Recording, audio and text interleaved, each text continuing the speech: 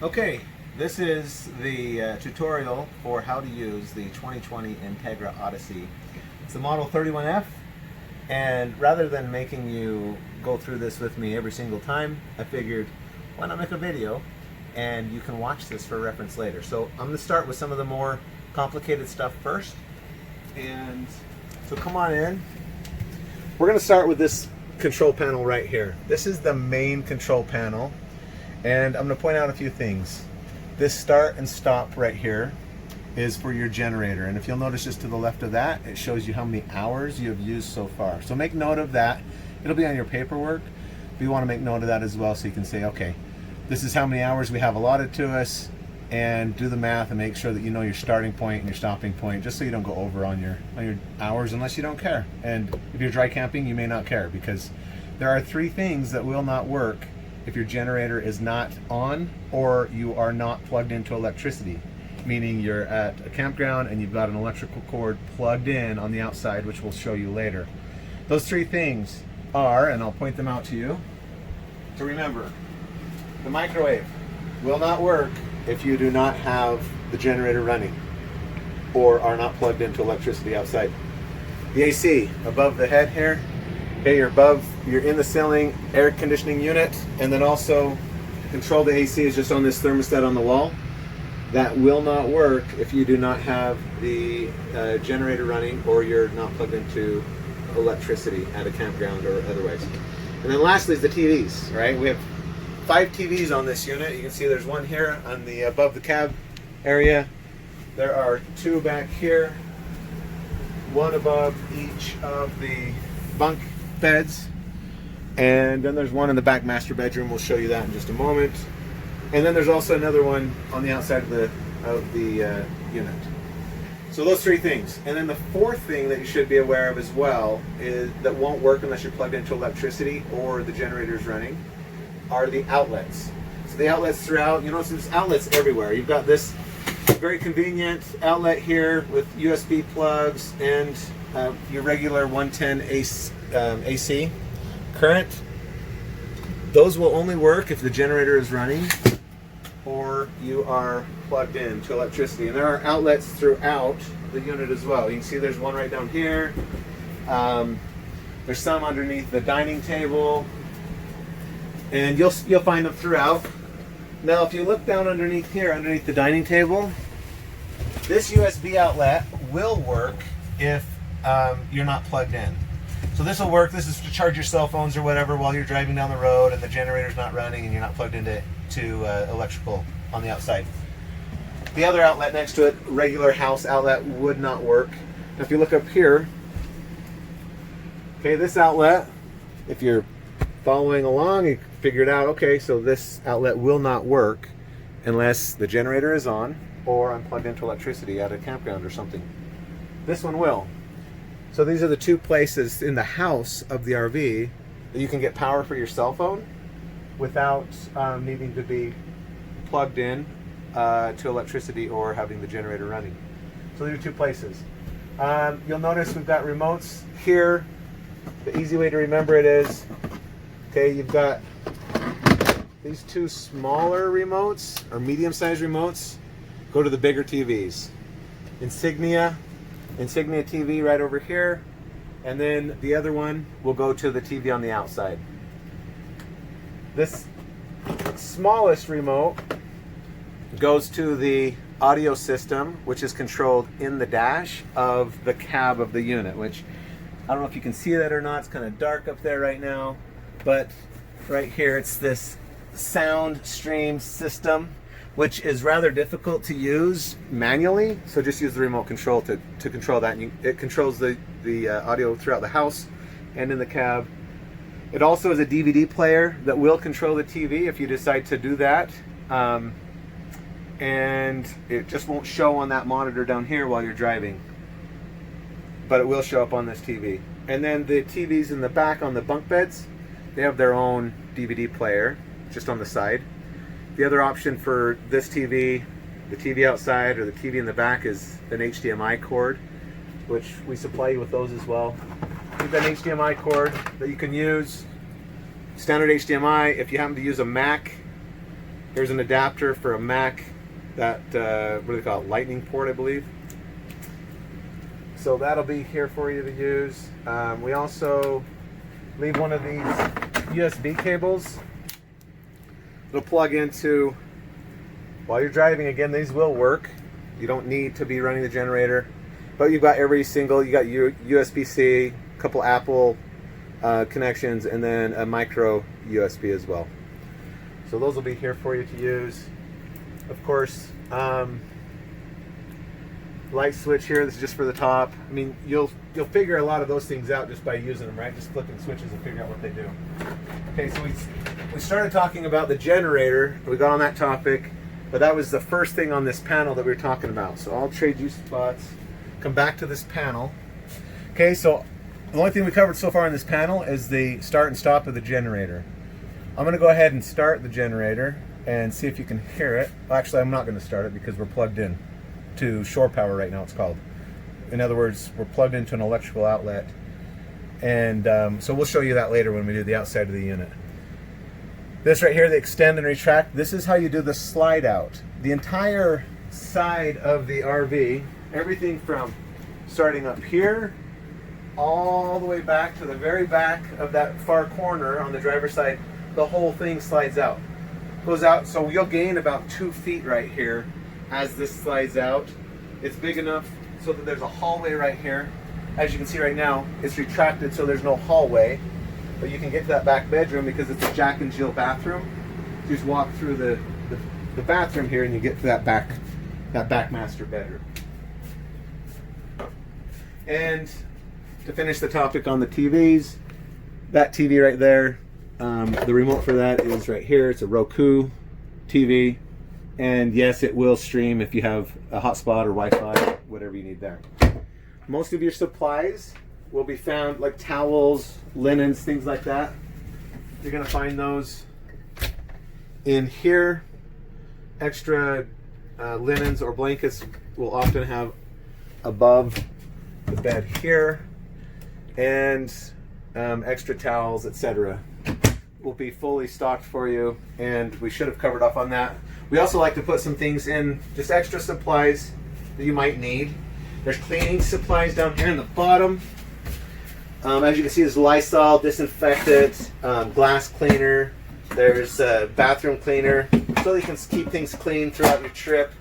And of course, you can use all those materials to clean the RV upon return, unless you are choosing our service to clean it for you.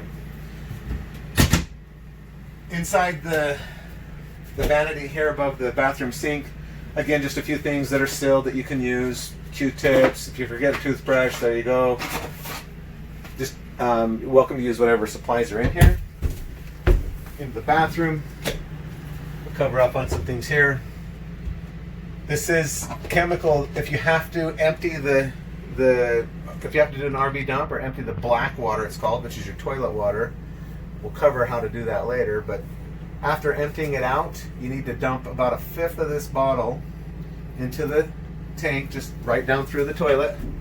And literally just lift this up, press on this to flush it, add a little bit of chemical, about 1/5 of the bottle.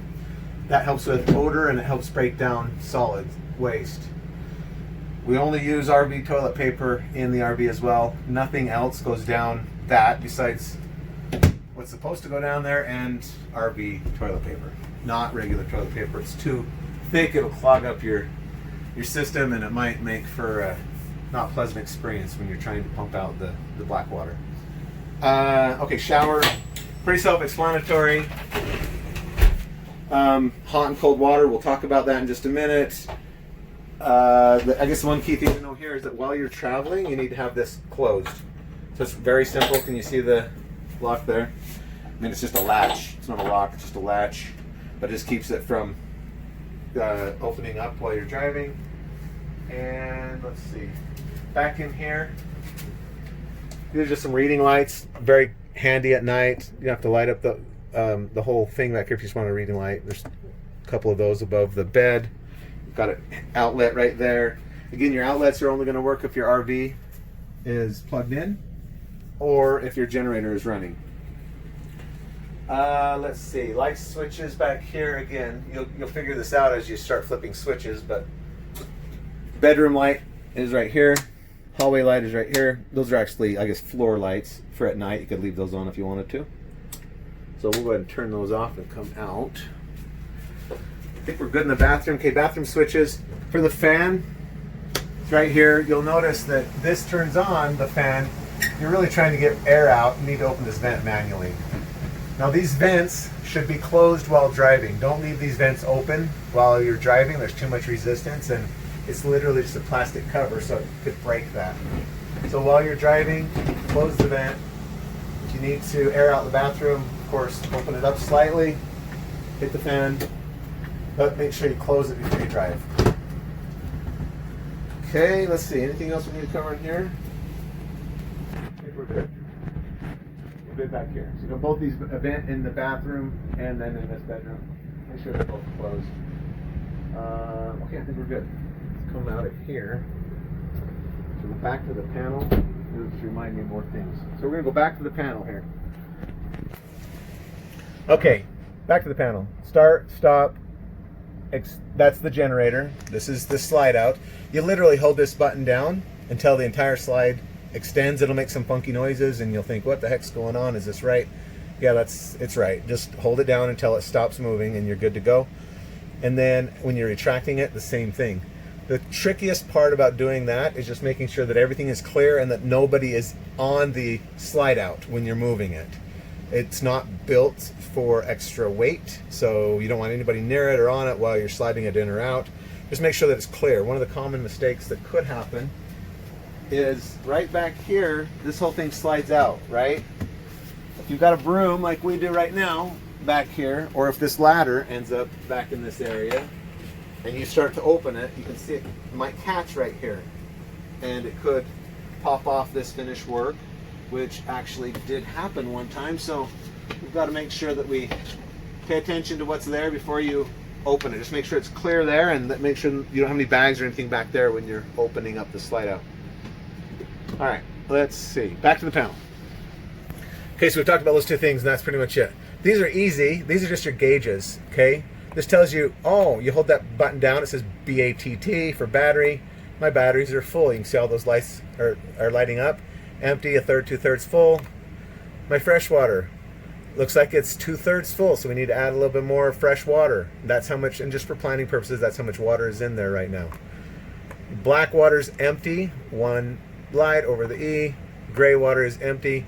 Difference between black and gray water: black water is your toilet water. Gray water is water that goes down the sink, in the bathroom, or here from washing hands and doing dishes and things like that. So gray water is not considered contaminated necessarily, it's just wastewater, and but your black water clearly is. I'll say it now and I'll repeat it later, but when you're dumping the RV, you always dump the black water first and then you dump the gray water second to clean out the system, the piping, and the sewer snake, I call it. Okay, back to this. So that's those 3 buttons here, or the 4 buttons, I guess. This, really you only need these tank heaters during the winter. That's to keep your freshwater tank from freezing during the winter. And so unless temperatures are dropping below 0, you don't ever need to turn that on. Water pump, when you aren't plugged in, or you're not connected to a hose at a campground, you'll need to turn the water pump on in order for the sink to work. And you'll hear that water pump kick on in the towards the back end of the machine of the RV. You can hear it actually come on, and when the pressure builds up, it'll stop. When you're not using water, I would suggest that you keep that in the off position. Otherwise, you could burn up the motor, or if you run out of water, it'll just keep running until that pump eventually burns up. So, unless you're actually needing to run water or flush the toilet, I just keep this in the off position. And again, you're only going to use this when you're dry camping or you're actually traveling and you want that to run. Okay, these 2 switches here are to give you hot water. Hot water for the sinks, for the shower, and literally this is your gas, right, switch, and then your electrical switch. If you're plugged in to electricity at a campground, I would just turn this electric button on. You just leave it on. the whole time, because it's just going to take the electricity. You can tell something just kicked on. The AC kind of bogged down a little bit, but that just kicked on. It's heating up the water right now, and you can have hot water on demand. So I'll just turn this off. You could turn on both of them if you wanted to say, okay, we're going to shower in like 10 minutes, then just turn them both on, and it'll actually, the gas will kick on and start heating it up. The electricity will kick on. Don't know if you can hear that noise, if it picked up on the camera or not, but it literally just kicked on the propane, and that flame is now on, so it's heating up the water. I'm going to go ahead and turn this off. So I'm turning off the gas water heater and the electric water heater. So again, you can turn those both on if you want to just do it, 10 minutes before you need hot water. You'll have nice and hot water. If you're plugged into electricity at a campground, I just leave that on. You have hot water on demand. Again, I would suggest leaving those off if you're dry camping until you need hot water, and then you turn them on. The electric one, it will work if you're not plugged into electricity. It just is taking juice from the battery, so you just need to be aware of that. Okay, we've covered everything on this panel, and I think we're good on that. Let's come over here to, let's see, let's cover the thermostat real quick. Thermostat. Basic thermostat should be pretty simple to use, right? You've got your controls if you want cold air, you want uncool. If you need it at night, it gets cold, you need to switch this over to heat. If you're not using anything, make sure it's in the off position, which is that second from the right. And then the fan, whatever you need, high, low. I usually just leave it on auto. That way it's not just blowing without needing it. These are exterior lights. If you aren't plugged in and you accidentally leave your exterior lights on all night, you want to check that, because that could drain your battery overnight. Interior lights, these are the main house lights. Tell that those went on and off. And then this is your hallway lights right here. You've also got lights in the bunks. Each one of these bunks and each one of the cubbies outside have their own little light switches, which I don't know if I can squeeze back here. Oh, barely. There you go. You can see the light switch. And then they have the same thing down at the bottom. And I won't worry about climbing down there to do that.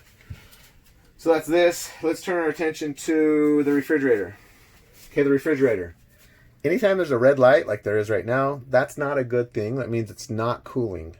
And so what we need to do is I just power cycle that. So I'm just going to hold this button down to turn it off. Let me try that. Okay, and then I'm going to hold this down again to turn that light on. Okay, so now it's, you can see this means we're plugged into electricity, or it's on electric mode, and it's got two snowflakes here for the cooling. Now that light going red is not a good thing, so I'm going to try to change the mode on here. I like to put it in auto mode. Okay, that's my gas mode for this. So there's two ways of cooling this, right? Either gas or electricity. We might be pulling too much electricity right now. I'm not sure why it prefers to go to gas. As soon as I turn it to gas, it turned that green light on. But I'm going to change the mode. Best thing to do is put it on A for auto, and then it'll choose whichever mode it needs.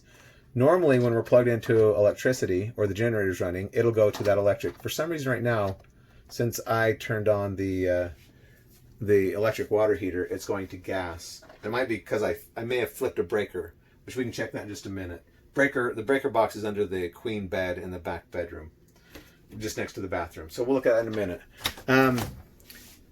Okay, yeah, I can feel the fridge is nice and cool, so it has been cooling. Might be just since I came in here and started messing with things that went to red. And that's, everything's still frozen in there. I can see the frost, so we're good on still working. But if you see that red light, it means it's no longer cooling. You just want to check that. Just power cycle it. Okay, let's talk about this right down here. This is your CO2 monitor right here. If you ever hear this thing beeping, and going off, flashing red, or whatever, I can't remember if it's solid red or flashing, but this is your CO2 monitor here. If that's ever going off and it's an alarm, it means get out of the RV, it's not safe to be in here, right? Carbon monoxide poisoning could happen. That comes from as a result of burning propane, and somehow the fumes are getting into the RV, and so you want to get out. It's deadly. This below you, okay, that's not to be confused with this below you. Below the carbon monoxide alarm here. This right here is a solar charge controller, it's because we have solar panels on top of the RV, it just tells you whether it's charging and what the status of the battery is. Now we're currently inside of a garage in a large shop, so we're not getting any UV rays right now. It's not charging. None of these lights are on. And so, as you saw, we just checked the house battery. It's full. But during the daytime, you'll be recharging your batteries just by not being under a shade tree or just getting direct sunlight. If this is red and beeping at you, it just means that your batteries are getting low. If this is red and beeping at you, this means get out of the unit because there's dangerous gas. So hopefully that makes sense. On the stove. Okay, this glass is a protective glass. It should be in the down position while you're driving. You lift it up and get it out of the way. It should go like that when you're actually using it. This is your spark right here. And if you look closely at that, as I turn it, you see the spark. Okay, I'll come back to this. I'm literally turning it the same way. You don't turn it back. I'm just turning it clockwise.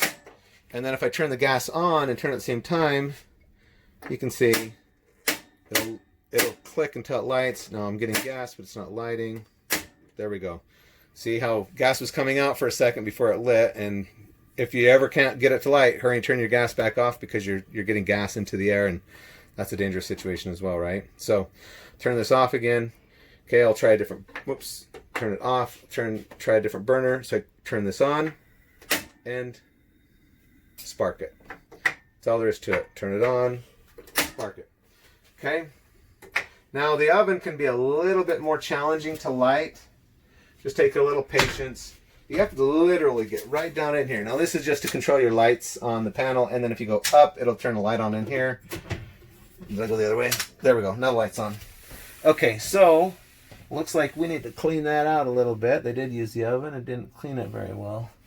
Okay, if you go down underneath here, I'm gonna turn this light off. So now you should be able to see in there. And just to the right of that centerpiece, you should see, you might be able to see a spark, but I'm gonna try to light the oven now. So if you point it up here, okay, this is your oven control. To light it, put it on the flame, and you gotta hold it in. So I'm going to put it on the flame, and I'm going to push it in like that, and then I'm going to click it. And sometimes it's a little finicky, but just if you come down here, you'll see the pilot light. And you see back in there? Okay, you can see the spark. Okay, now I'm going to turn it and push it. Try to light that. Do you see it come on? I might have to go on. Is it working? Okay, I didn't see the light. I didn't see it come on yet. Okay, we're going to have to edit this part out because this isn't working. I clearly don't know what I'm doing here. Try that again. You have to hold it down. What the heck? Hold it. There we go. Okay, now can you see that? So the trick is turn it to the flame, push it in, and spark it at the same time. And now, oh, we had a pilot light, but it went out. Okay. I'm holding it down. The pilot is now lit. If I let go, that pilot light's going to go out, so I'm not going to let go. But I'm going to turn it on, and there is my temperature control. So now it's heating up the oven, and okay, now if I turn it off, it's going to turn off everything. It turns off the pilot as well. And you just have to relight the pilot each time. That's how that works. Okay, on the sink, forward is hot. Back is cold. You literally switch it out. Okay, the pump's not on right now, so that's just if there's any built-up pressure. So that's the sink. In the cupboards, you've got plastic and disposable utensils, bowls, plates, paper towels.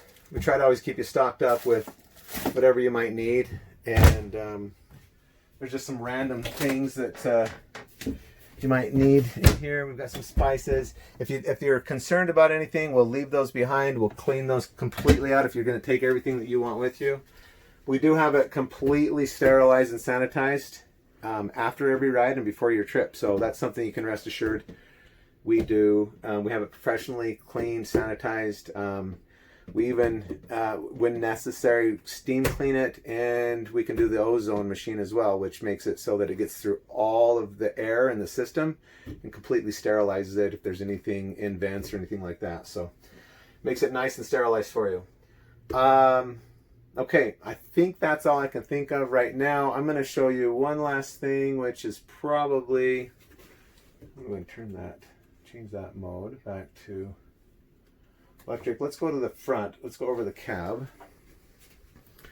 And just a couple things I'll show you here. This is your awning, or sorry, not the awning. It's the cover for this front windshield, and that's literally a windshield with tempered glass that you're looking at right there. And that's just for privacy. You can seal that off.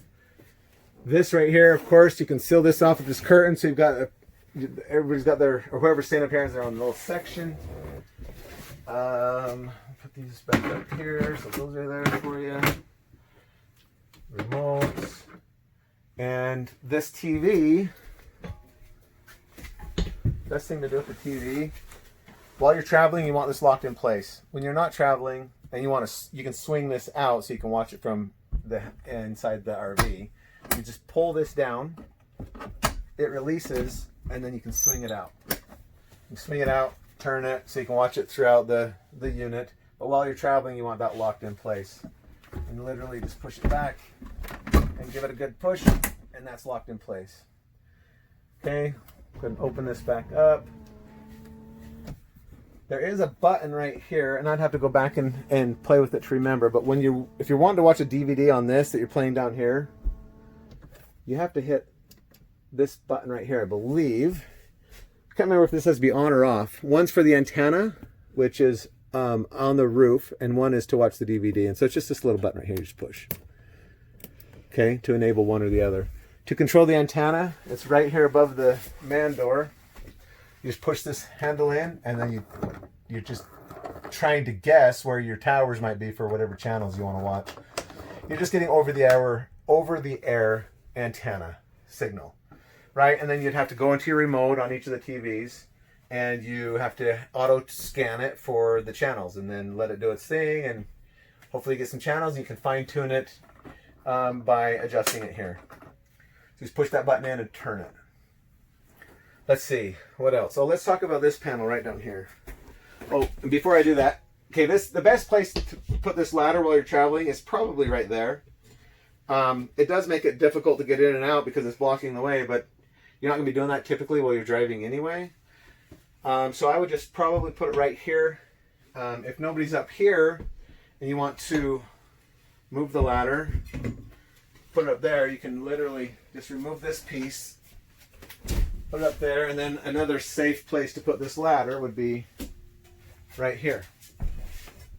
Just want it where it won't rub up against the vinyl or plastic there, and that's a decent place for it to be as well. There's not a great place for that to ride. Fire extinguisher, obviously, in case of emergency. I'd always deadbolt this door when you're driving, just so that it doesn't accidentally open up on you. If the two red dots are lined up, that means that it's like a gun, right? That's when your safety is off. If I want to make sure that my deadbolt is locked, I turn it in that position. Now my deadbolt is locked, and it won't open. I can't open the door, but if I line up the two red dots, now it will open. Okay? All right, let's talk about this panel. This panel right here, other main control system, right? We talked about that panel at the very beginning. This is your other panel. We'll do a demonstration for you later, but this is how you auto level your system. So once you park you want to visually make sure that it's somewhat level. This will do the rest of the job for you. It also gets rid of the shakiness of the vehicle while you're moving around and about. So once you get to your camping spot, you know where you're going to be. The only two buttons you need to know are this one right here. Push the power on. And it's not powering on right now because we have to have the park brake engaged, and it has to be turned on. The vehicle has to be running in order for this to work. So you press the power button, you hit auto level to engage and auto level, and then before you end your trip, or excuse me, before you start the vehicle and leave, you have to start the vehicle, but before you actually put it in drive and drive off, it's crucial that you retract these, otherwise you do a lot of damage, right? Because there are jacks that'll go down below the system and auto level it for you. So that's how that works. This is just for your speakers, okay? Inside speakers, outside speakers. Is it focus? There we go. And then your awning in and out. Okay, if I wanted to put the awning out, and go ahead and, if you can see that, let's put the awning out.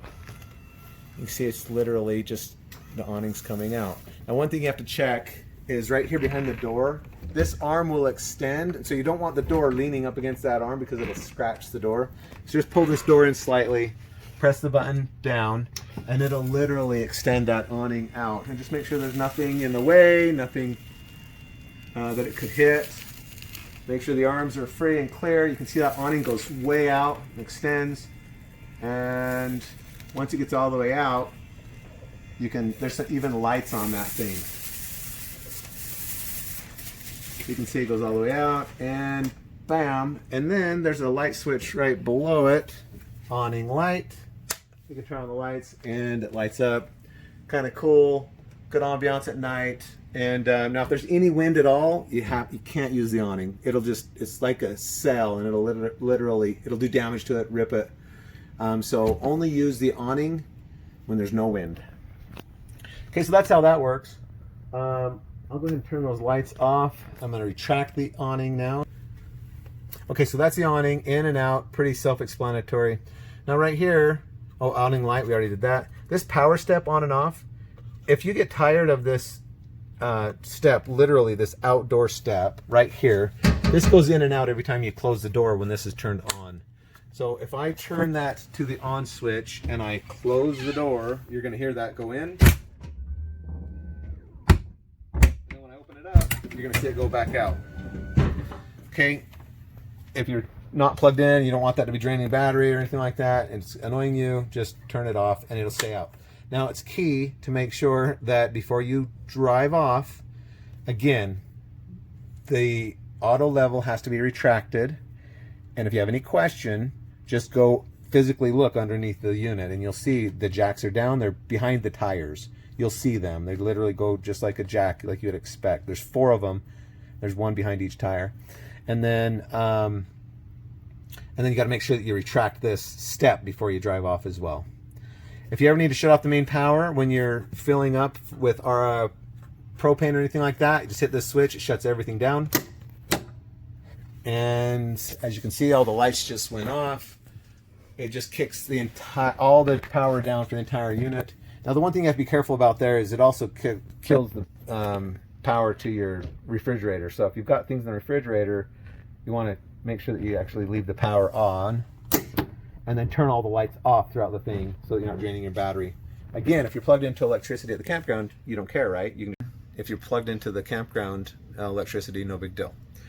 Okay, I think that probably wraps us up for now. We will finish either in another video or right after this with, we'll do a walk around and then we'll do the cab. And if you have any questions or anything, please send them to me.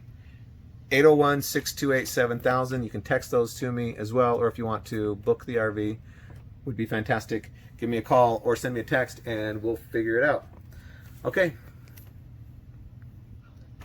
We'll talk to you later.